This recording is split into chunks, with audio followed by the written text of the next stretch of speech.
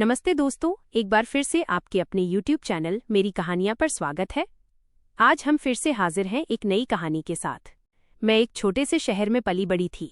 मेरे शहर में लड़कियों को बहुत ज्यादा पढ़ाया लिखाया नहीं जाता था। उनकी शिक्षा ज्यादा से ज्यादा 10वीं या 12वीं तक ही कराई जाती थी और बस उसके बाद ही उनकी शादी करवा दी जाती थी। जबकि मैं आगे पढ़ना चाहती थी। मैंने इस बारे में अपने माँ बाप से कई बार कहा कि मैं अभी शादी नहीं करना चाहती हूँ, बल्कि मैं पढ़ना चाहती हूँ, लेकिन उन्होंने मेरी एक भी न सुनी। उनका कहना था, हमारे शहर में लड़कियों की शादी 19 वर्ष की उम्र पर कर ही दी जाती है, इसलिए तुम्हारी भी शादी का सही समय आ चुका है।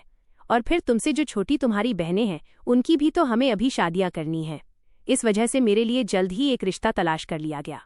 मेरे लिए जो लड़का देखा गया वो भी एक शहर का ही था। मेरा होने वाला ससुराल मेरे घर से कुछ कोस दूर पर था। मेरे पति विक्रम के एक बड़े भाई और बड़ी बहन थी। मेरे होने वाले पति के भाई की भी शादी हो चुकी थी और उनकी बहन की भी, लेकिन उनकी बड़ी बहन सरोज का देहांत हो चुका था। उनकी बड़ी बहन का एक 3 साल का बेटा था जो अब अपने नाना नानी के साथ में ही रह रहा था।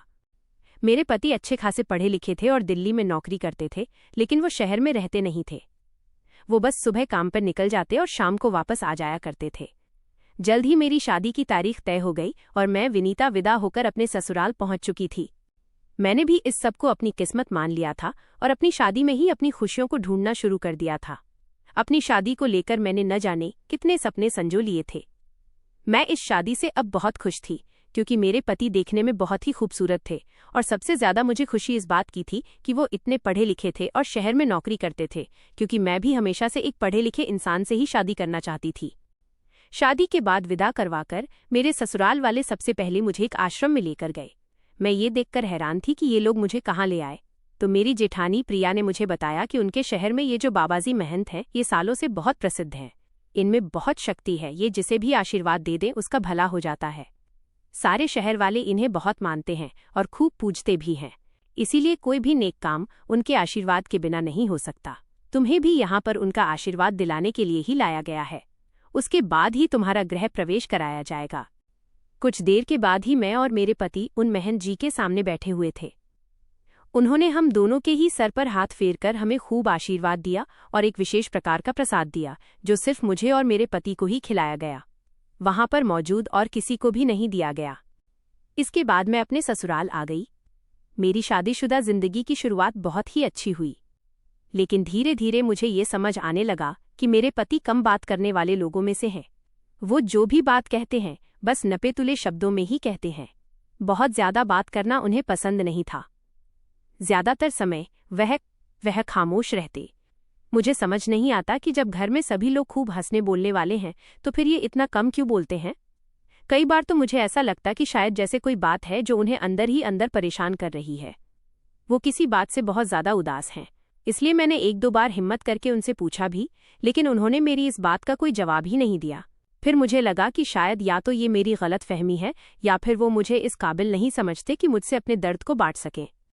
इधर मेरी शादी की सारी रस्में हो चुकी थीं और मैंने अपने ससुराल की सारी जिम्मेदारियां निभाना शुरू कर दी थीं।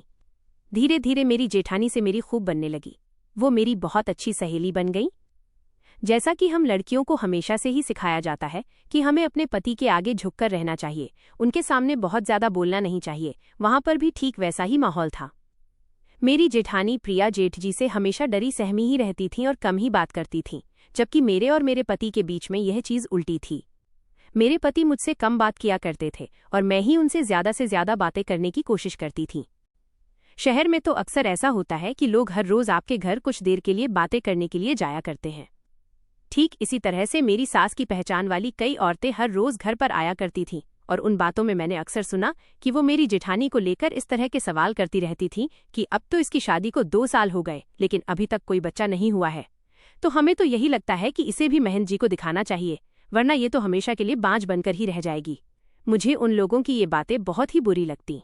मैंने देखा था कि उनकी ऐसी बातों से मेरी जेठानी की आंखों में आंसू आ जाते थे। उनका चेहरा हर समय उतरा हुआ ही रहता था। एक अजीब सा डर उनकी आंखों में दिखता था। मैंने उनसे एक दिन पूछ ही लिया कि आखिर ये महंत जी के पास जाने वाली बात के पीछे क्या मकसद है, तो उन्होंने मुझे बताया कि दरअसल हमारे शहर में जब भी किसी महिला को बच्चे नहीं होते हैं तो जिन महंत जी के पास तुम्हें शादी के समय आशीर्वाद दिलाने के लिए ले गए थे, उनके पास ही महिलाओं को ले जाया जाता है और उन्हें करीब 7 दिन तक महंत जी के आश्रम में ही रहना पड़ता है। महंत जी इलाज करते हैं और उसके बाद चमत्कारिक रूप से वो महिला पेट से हो जाती है। अपनी जेठानी की ये बात सुनकर मुझे उनकी बातों पर जरा सा भी यकीन नहीं हुआ कि भला ऐसा भी कहीं हो सकता है। अगर किसी महिला को बच्चे नहीं हो रहे हैं तो उसे डॉक्टर के पास ले जाना चाहिए। एक महंत जी के पास ले जाने से वो पेट से कैसे हो सकती है। लेकिन मेरी जेठानी कहने लगी कि आज तक इस शहर में जब भी किसी औरत के साथ ऐसा हुआ और उसे महंत जी के पास ले जाया गया तो सच में वो कुछ महीनों बाद पेट से हो गई। ये सुनकर मैं भी हैरान थी।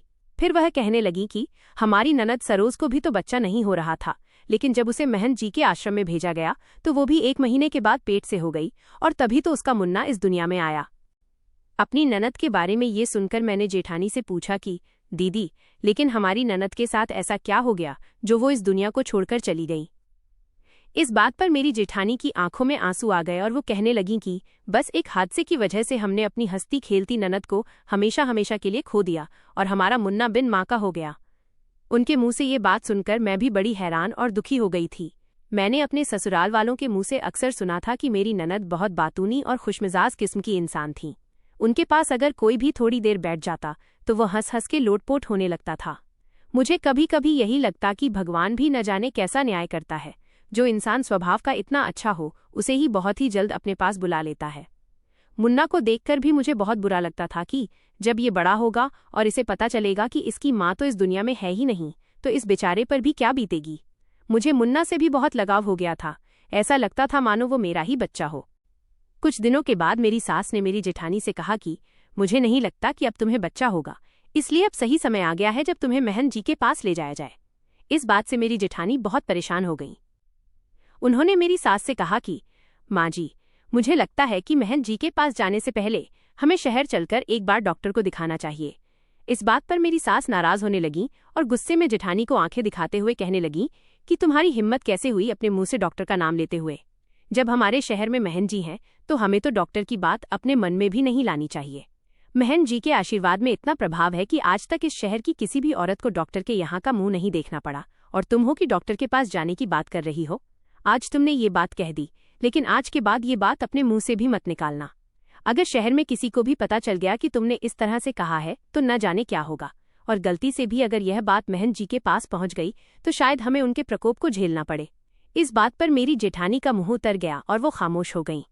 मैं ये सब वहीं पर खड़े होकर सुन रही थी। मुझे तो जेठानी की बात में कोई भी बुराई नजर नहीं आई, इसीलिए मुझसे रहा नहीं गया और मैंने अपनी सास से कहा कि लेकिन माँ जी, अगर डॉक्टर के पास हम एक बार चलकर दीदी को दिखा लेते तो इसमें बुराई क्या थी।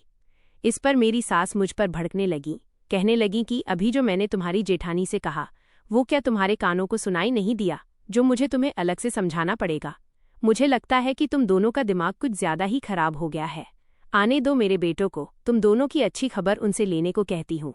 ये बात सुनकर मेरी जेठानी और भी ज्यादा घबरा गई। सास के जाते ही वो मुझसे कहने लगी, विनीता, तुम्हें बीच में बोलने की क्या जरूरत थी। बिना बात अब ये छोटी सी बात का बतंगड़ बन जाएगा। मैंने कहा, आप डर क्यों रही हैं। यह भी कोई बात हुई कि हम किसी बात को हिम्मत करके कह भी नहीं सकते। परिवार को बच्चा भी हम ही देंगे और हमारी ही इच्छा भी नहीं पूछी जाएगी कि हम अपना इलाज कहाँ कराना चाहते हैं और कहाँ नहीं। इस बात पर मेरी जेठानी कहने लगी कि देखो, तुम अभी इस घर में नई नई आई हो, तुम्हें नहीं पता कि यहाँ पर क्या कैसे होता है, बस इसीलिए तुम ये कह रही हो। तुम्हें नहीं पता, तुम्हारे जेठ जी अब मुझ पर बहुत ज्यादा गुस्सा करेंगे। मैंने कहा, लेकिन आप भी तो महंत जी के पास नहीं जाना चाहती। तो वो कहने लगी कि हाँ, जाना तो मैं नहीं चाहती हूँ, लेकिन अब मैं क्या करूँ, मेरी भी मजबूरी है। एक तो मेरे पति भी मेरी कोई बात नहीं सुनते हैं। हमारी सास उनसे जो भी जितना कहती हैं वो बस उसे ही चुपचाप मान लेते हैं। मुझे महंत जी के आश्रम में जाने से बहुत ज्यादा डर लगता है, क्योंकि अभी तक मैंने यही देखा है कि जो भी औरतें या लड़कियां महंत जी के आश्रम में गई हैं वो भले ही माँ बन गई हों, लेकिन वो मानसिक रूप से मुझे स्वस्थ नहीं लगती। उनके व्यवहार में पहले की अपेक्षा बहुत ज्यादा परिवर्तन आ चुका होता है। ऐसा लगता है जैसे उन पर महंत जी के आश्रम में कुछ ऐसा किया गया हो जिससे उन्हें बहुत ठेस पहुंची हो। अपनी जेठानी के मुंह से ये बात सुनकर मैं बड़ी हैरान रह गई थी कि आखिर वो कहना क्या चाहती हैं। अभी हम दोनों बात कर ही रहे थे कि तभी मेरी सास वहां आ जाती हैं और कहने लगती हैं कि हम लोग शाम के खाने की तैयारी जल्द से जल्द शुरू कर दें, इसीलिए हम अपने अपने कामों में लग जाते हैं। रात के समय जब मेरे जेठ जी काम से वापस आते हैं तो मेरी सास उनसे शिकायत कर देती हैं, जिस वजह से जेठ जी जेठानी को खूब डांट रहे होते हैं। अभी मैं भी चुपचाप खड़े होकर ये सारा तमाशा देख रही होती हूँ कि तभी मेरे पति विक्रम भी काम से वापस आ जाते हैं, और जब वो इस सब हंगामे की वजह पूछते हैं तो वो भी नाराज होने लगते हैं। वो कहते हैं कि जब भाभी उस आश्रम में नहीं जाना चाहती हैं तो आप लोग उन्हें वहां क्यों लेकर जाना चाहते हैं? आप लोगों की बुद्धि क्या घास चढ़ने चली गई है?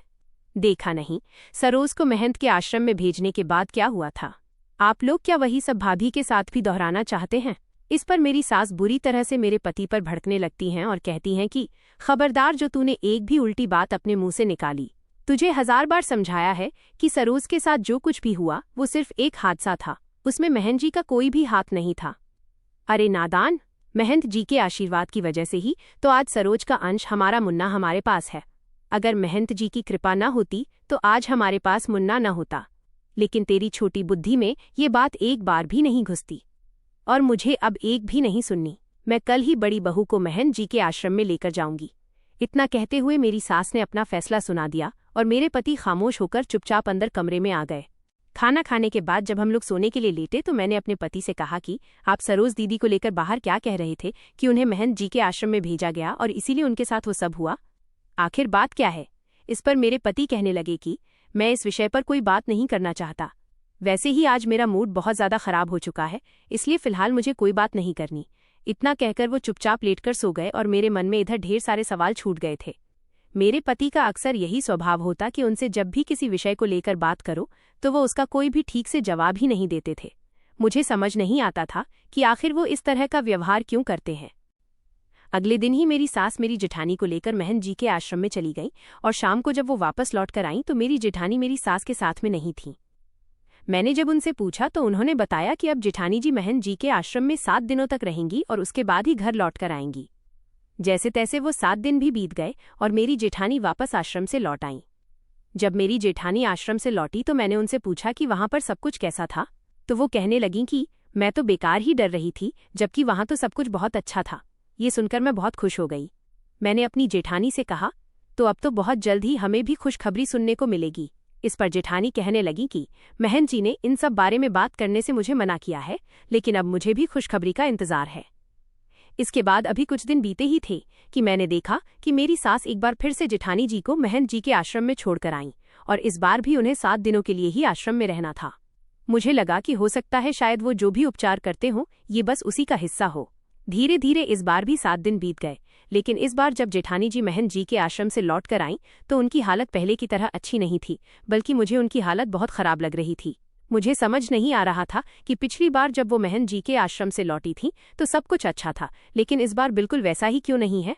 जब मैंने उनसे बात करने की कोशिश की तो उन्होंने मुझसे बात करने से भी इनकार कर दिया। वो कहने लगीं कि उन्हें उनकी तबीयत कुछ ठीक नहीं लग रही है और वो अकेले रहना चाहती हैं।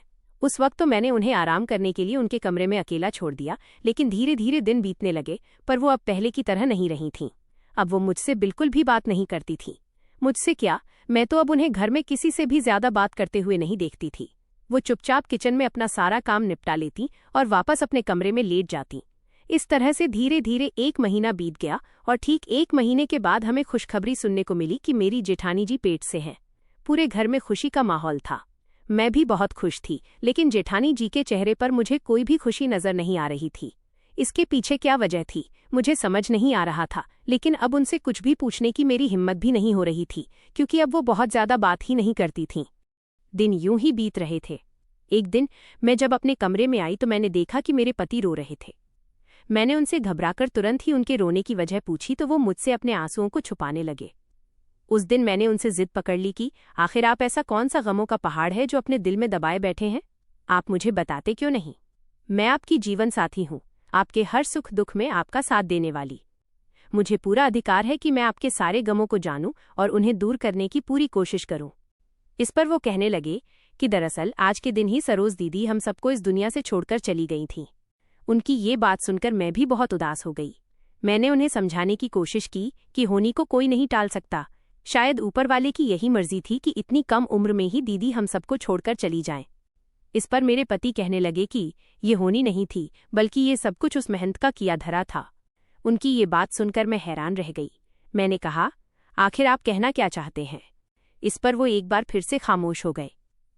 मैंने चिढ़ते हुए उनसे कहा, आखिर कब तक आप इस खामोशी को ओढ़े अपने दिल का दबा हुआ दर्द बाहर क्यों नहीं निकाल देते? आपको मेरी कसम है, आज आप सब कुछ मुझे साफ साफ बता दीजिए। इस पर मेरे पति ने मुझे बताया कि जब सरोज दीदी भी पेट से नहीं हुई तो मेरी सासू माँ उन्हें इन्हीं महन जी के पास इलाज के लिए ले गई थीं और इसके बाद वो पेट से हो गईं। लेकिन मुन्ना के पैदा होने के बाद उनकी दिमागी हालत धीरे धीरे बिगड़ने लगी। वो कई बार कहती कि उनके साथ बहुत गलत हुआ है, लेकिन कोई भी बात ठीक से साफ तौर पर कुछ भी नहीं बताती। मेरे पति का सरोज दीदी से बहुत ज्यादा लगाव था। वो दोनों एक दूसरे से हर बात कह सुन लेते थे। इसीलिए उन्होंने अपनी बहन से पूछा कि आखिर ऐसी कौन सी बात है जो उनका ऐसा हाल हो गया है। तो उन्होंने दबी जुबान से उन्हें बस इतना कहा कि वो महंत ठीक नहीं है। इससे ज्यादा दीदी उन्हें कुछ भी न कह पाईं। उन्होंने उनसे कहा कि वो उन्हें साफ साफ शब्दों में बताएं, लेकिन उन्होंने आगे मेरे पति को कुछ भी नहीं बताया। और फिर अगले ही दिन उनके ससुराल से खबर आई कि दीदी जब खाना बना रही थीं तो अचानक से उनके कपड़ों में आग लग गई और वो हमें छोड़कर हमेशा हमेशा के लिए चली गईं। मेरे पति बोले, जबकि मैं जानता हूं कि वो हादसा नहीं था। दीदी की हालत उस वक्त इतनी खराब थी कि मुझे पहले से ही किसी अनहोनी का अंदेशा हो रहा था और आखिर में वही सब हुआ।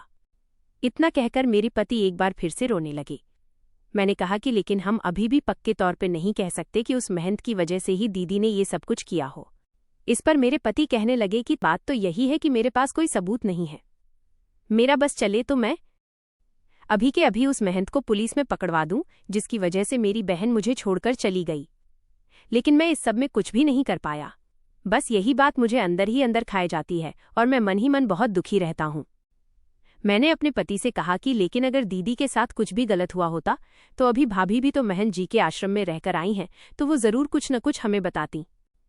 इस पर मेरे पति कहने लगे कि बस यही सब बातों से तो अब मैं बहुत ज्यादा उलझन में पड़ गया हूं कि आखिर क्या सच है और क्या झूठ, और मेरी बहन मुझे आखिर क्या कहना चाहती थी। जबकि भाभी तो वहां से लौटने के बाद ऐसा कुछ भी नहीं बता रही हैं जैसा सरोज दीदी ने कहा था। मैंने उनसे कहा कि हो सकता है दीदी कहना कुछ और चाह रही हो और आपने समझा कुछ और हो। इस पर मेरे पति कहने लगे कि शायद तुम ठीक कह रही हो, शायद मैं ही समझने में गलती कर बैठा और इतने समय से यही सोचता रहा कि वो महंत गलत है। मैंने उनसे कहा कि देखिए, जो हो गया सो हो गया, अब आगे का सोचिए। हमें मुन्ना की परवरिश को लेकर सोचना चाहिए। इस पर मेरे पति ने खुश होकर कहा कि तुम ठीक कह रही हो। इसके बाद समय पंख लगाकर कब उड़ गया हमें खुद पता नहीं चला और मेरी शादी को 3 साल बीत गए। और इधर भाभी के भी एक प्यारी सी बेटी हो गई थी जो 1 साल की हो चुकी थी। लेकिन भाभी अब पहले की तरह नहीं रही थी। वो अब बहुत ही ज्यादा खामोश रहती थी। यहाँ तक कि सबसे अजीब बात मुझे ये लगती थी कि वो अपनी बेटी से भी कुछ खास मतलब नहीं रखती थी। मैं यही सोचती थी कि कोई माँ आखिर अपने बच्चे के साथ इस तरह का व्यवहार कैसे कर सकती है। इधर 3 साल बीत गए और मुझे भी बच्चे नहीं हुए तो मेरे ऊपर भी लोग उंगलियां उठाने लगे थे और मेरे लिए भी यही कहा जाने लगा कि मुझे आश्रम वाले महन जी के पास लेकर जाना चाहिए। ये सारी बातें जब मैंने सुनी तो मैं बुरी तरह से घबरा गई कि न जाने वहां पर क्या कैसे होगा। लेकिन माँ तो मैं भी बनना चाहती थी। बस इसी वजह से मन मारकर मैं अपनी सास के साथ महन जी के आश्रम पहुंच चुकी थी। जब मैं वहां पहुंची तो जिस जगह महन जी बैठे हुए थे वहां पर खूब सारी अगरबत्तियां और धूप जल रही थी और सभी लोग बहुत ही शांति से बैठे हुए थे। इसके बाद महन जी ने मुझे आशीर्वाद देकर अपने आश्रम की एक सेविका के साथ एक कोठरी में भेज दिया। मुझे उस कोठरी में 7 दिनों तक रहना था।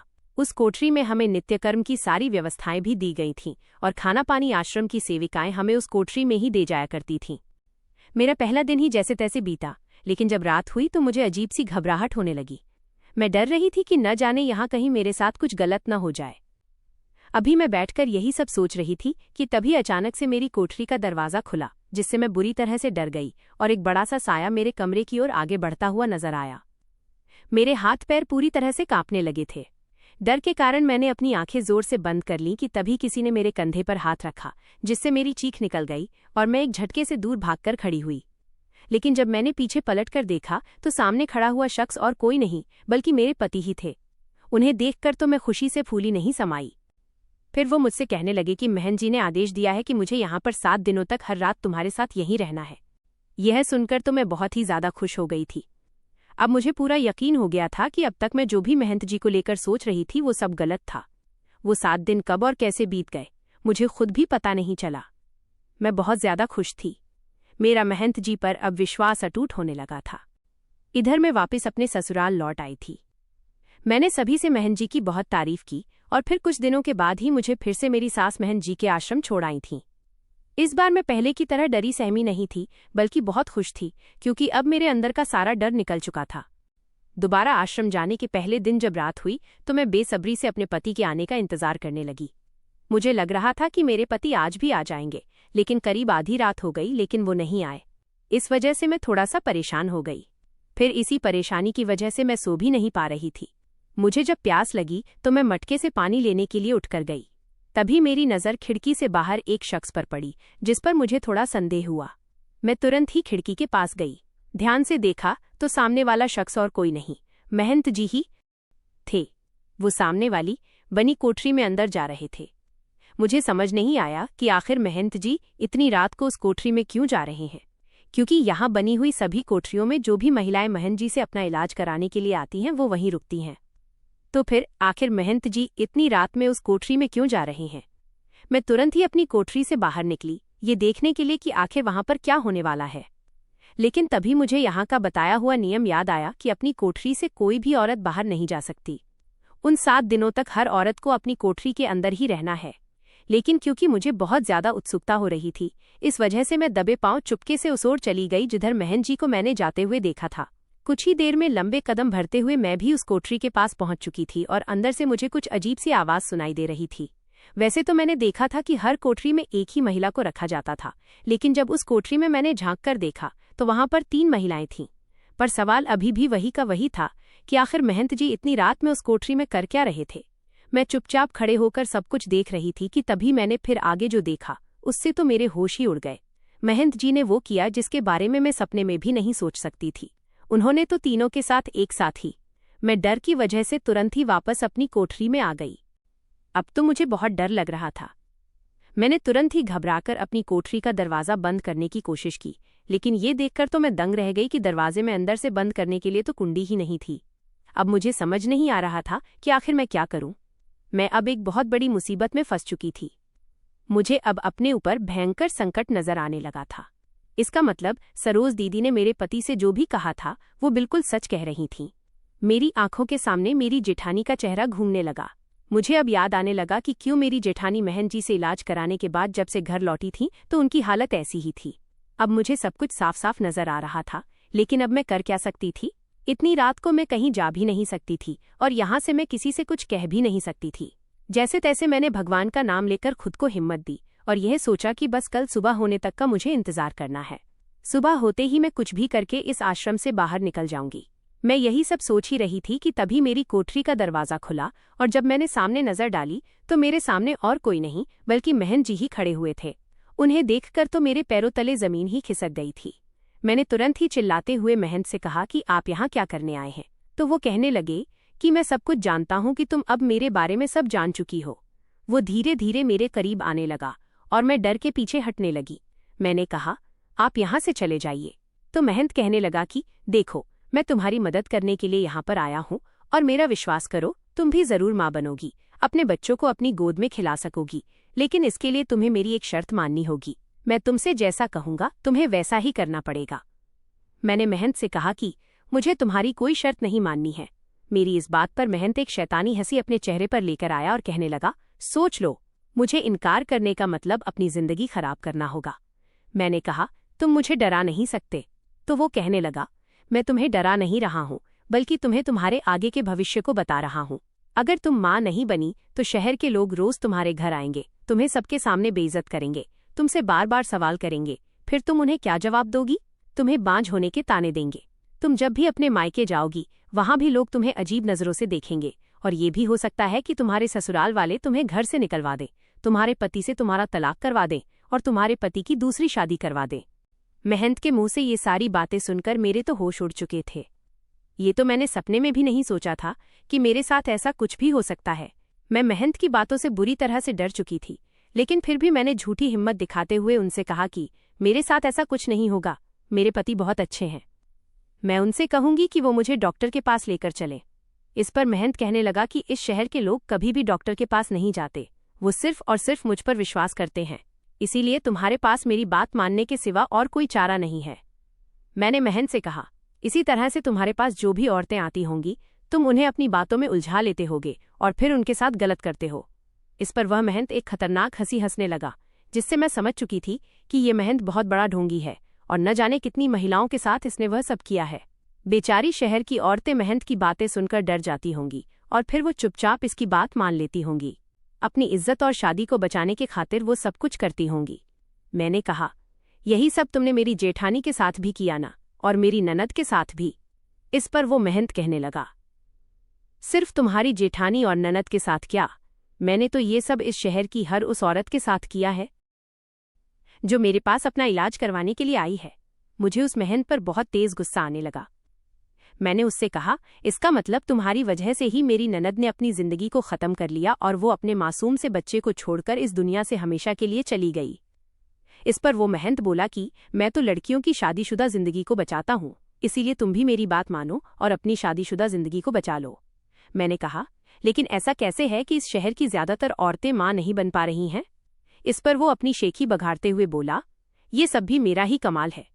मैंने हैरत से उसे देखा तो वो अपनी तारीफ में कसीदे पढ़ते हुए कहने लगा कि शहर वाले बहुत बड़े बेवकूफ़ हैं, क्योंकि असल में मासूम भी हैं। उन्हें आज तक ये बात समझ नहीं आई कि इसी शहर की औरतों के साथ ये समस्या क्यों है कि वह मां नहीं बन पाती हैं। मैंने कहा, यही सवाल न जाने कब से मेरे दिमाग में आ रहा है। तो वो महंत कहने लगा, यही बात तो तुम्हें खास बनाती है कि तुम इन शहर वालों की तरह हर बात को आंख बंद करके स्वीकार नहीं कर लेती। दरअसल जब भी इस शहर की बेटी या इस शहर में जब कोई बहू ब्याह कर आती है तो उसे सबसे पहले मेरे पास आशीर्वाद दिलाने के लिए लाया जाता है, और मैं आशीर्वाद में दूल्हा दुल्हन को प्रसाद देता हूँ। उस प्रसाद में मैं दूल्हे को एक ऐसी दवा मिलाकर देता हूँ जिससे वो कभी भी संतान की प्राप्ति न कर पाए और फिर मजबूर होकर वो अपनी पत्नी को मेरे पास ही लेकर आए। बस इसी तरह से मेरा काम बन जाता है। जिन लोगों की मुझमें ज्यादा श्रद्धा है वो लोग अपनी बेटियों की शादी करने पर भी सबसे पहले मुझसे आशीर्वाद दिलवा देते हैं, और फिर उनके साथ भी यही होता है जो मैं चाहता हूँ। मैंने उस महंत से कहा कि तुम्हें शर्म नहीं आती मासूम शहर वालों को इस तरह से धोखा देते हुए? इस तरह से तुमने न जाने कितनी औरतों के साथ गलत किया, उनकी इज्जत के साथ खिलवाड़ किया। इस पर वो हंसने लगा और बोला कि ये सब काम मेरे पिता ने शुरू किया था। इससे उन्हें बहुत अच्छी कमाई होती थी और इलाज के नाम पर उन्हें सुख भी मिलता था। ये शहर वाले इतने बेवकूफ़ हैं कि आसानी से हर बात मान जाते और अपनी बहन, बेटी और पत्नी को एक गैर मर्द के हवाले छोड़ जाते हैं। मैं उस महंत की बातें सुनकर हैरान रह गई थी। जो शहर वाले उसे भगवान की तरह पूज रहे थे, वो उनके साथ इतना घटिया काम कैसे कर सकता था?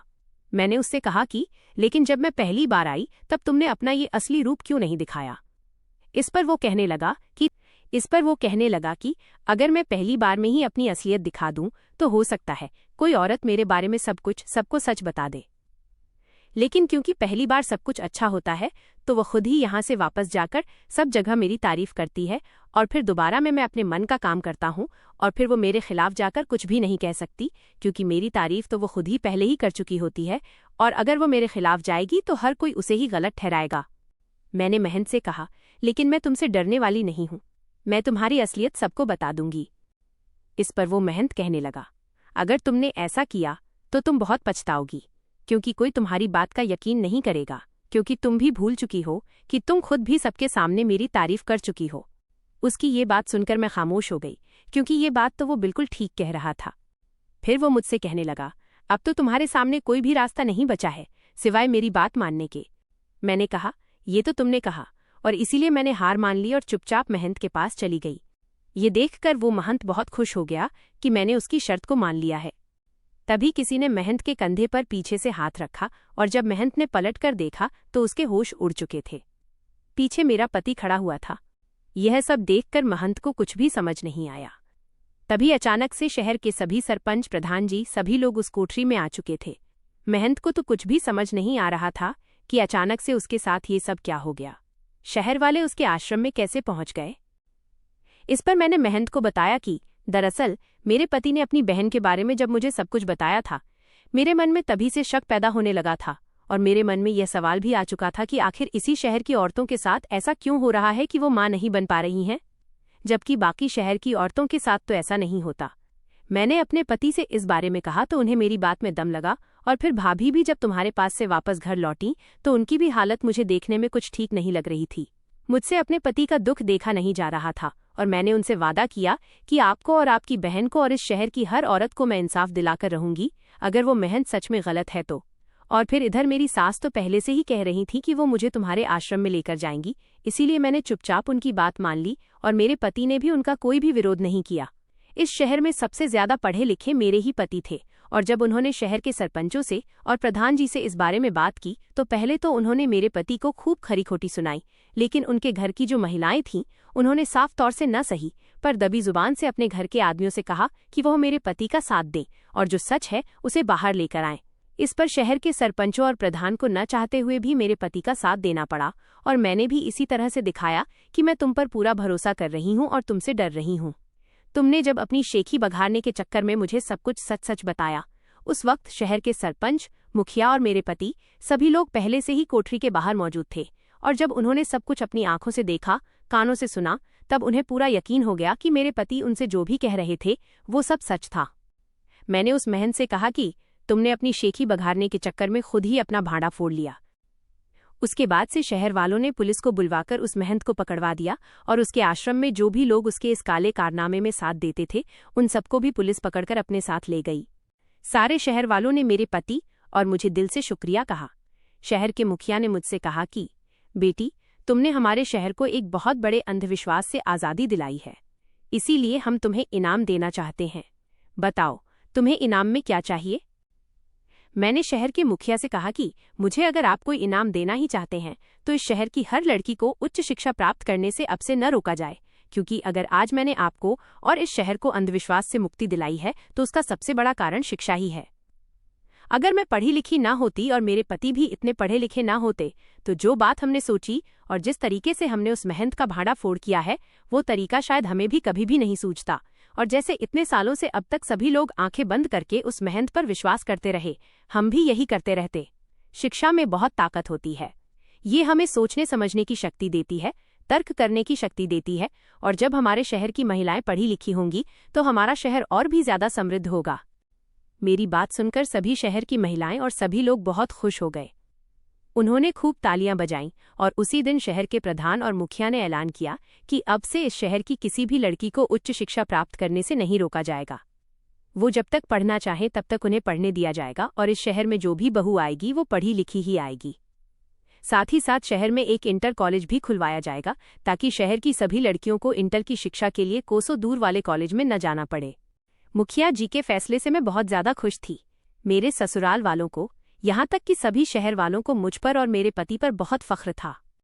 घर लौटने के बाद मैंने अपने पति से कहा कि अब तो आप खुश हैं, अब तो आपके मन में कोई भी दुख नहीं है।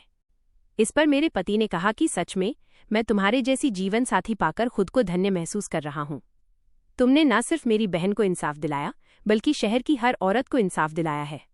इसके बाद मैंने अपना और अपने पति का शहर के सबसे अच्छी डॉक्टर से इलाज कराया और 1 साल के बाद मैं भी एक प्यारे से बच्चे की मां बन गई। लेकिन सरोज दीदी के मुन्ने को मैं आज भी अपने बच्चे के जैसा ही प्यार करती हूँ। दोस्तों, हमें कभी भी किसी अंधविश्वास में नहीं पड़ना चाहिए और खास तौर पर ढोंगी और पाखंडी लोगों से बचकर रहना चाहिए। शिक्षा चाहे लड़का हो या लड़की, दोनों के लिए ही बहुत जरूरी है। इसीलिए शिक्षा के लिए कभी भी भेदभाव न करें, क्योंकि ये हमें तर्क करने की शक्ति देती है जिससे कोई भी हमारा फायदा नहीं उठा सकता। दोस्तों, मेरी कहानियां चैनल की वीडियो कैसी लगी कमेंट करके जरूर बताएं। वीडियो को लाइक और चैनल को सब्सक्राइब जरूर करें।